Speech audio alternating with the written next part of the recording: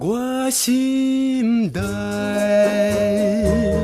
思无的人，你怎样离开阮的身边？叫我为着你。其实这个地方是我父亲从大概20几年前开了这个工厂开始的。那小时候我也没有机会出去外面打工，就在自己家里工厂工作。可是光这么小工厂，最极盛时期有31位师傅同时在这边一起工作。我现在想起来都很不可思议的一个状况哦。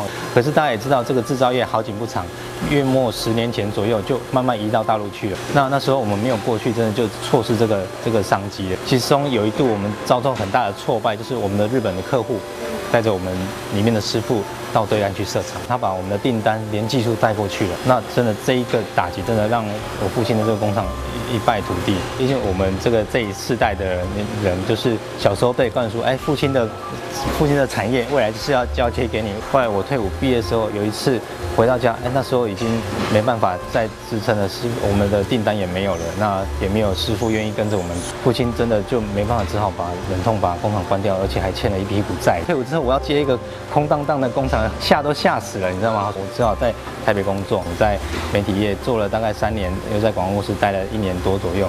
我一直在思考，有什么办法可以让我们这个传统产业重新再振兴、重新再活起来的方式？我看到一幕让我很难过的一幕，就是其实父亲一直不放弃这个工厂这个地方，他每天早上一样8点就下来，就来这边把铁门都打开，然后把所有的机器都一台一台看过一遍，每一台都开看看它会不会动哦，确定真的会动再把它关掉。就像我们初5开工一样那种感觉，是每一台机器都动一动，然后绕一绕看一看。可是看完之后又如何呢？他只好关下铁门，然后站在工厂的门口望着远方叹气这样子。当我看到这一幕的时候，我非常的难过跟心酸。于是观察了几个社会上的趋势，第一个是 DIY 的趋势，第二个是我们后里这个地区推展观光产业。那像大家所熟知的，像是马拉湾，像是后里马场，后丰铁马道、萨克斯风的产业，那也在这几年慢慢兴盛起来。所以很多游客民众来到后里就是要来玩。第三个就是结合我们木工本身的专长，我们是有木工厂，我们可以把我们木做的这些这个技术跟我们研发一些作品把它结合在一起。于是我就结合了 DIY 跟休闲观光，还有我们木工的这个基础，把它整合在一起，重新打造这个 DIY 的一个园地。当初在跟父亲沟通的时候，其实他有很多老旧的观念一直没办法改变过来。小时候大家都知道，工厂所有制造业工厂都是技术本位的地方，都是不可以让人家参观的地方。那父亲就有这个切身之痛，印象最深刻。我们的工厂门口还吊着“谢绝参观4个大字，我们大家都很害怕你的技术被人家看走了，他到对面去开一间跟你一样的，把你生意抢走了怎么办？光这一点就跟他抗争快2年。我们曾经那一阵子每天晚上吃饭，他如果在饭桌，我就不在饭桌。我们父子俩已经没有同桌吃饭好久一阵子。我就真的也是用土法炼钢的方式，我一样印出我一些 DM。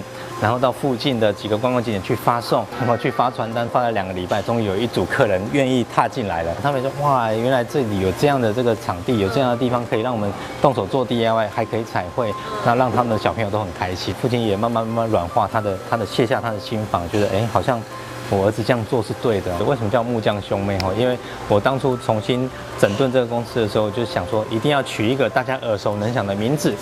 于是我把全家族都用进来了。我父亲是做了20-30年的木匠，这是毋庸置疑的。我是哥哥，我真的有一个妹妹，所以我就叫他木匠兄妹。那早期真的是我跟妹妹一起把这边建立起来的。我是主设计商品的设计研发跟行销。那妹妹因为是老师，从小她就学音乐，所以她对小朋友的互动教学已经是他的专长了嘛，所以安排这些课程等等。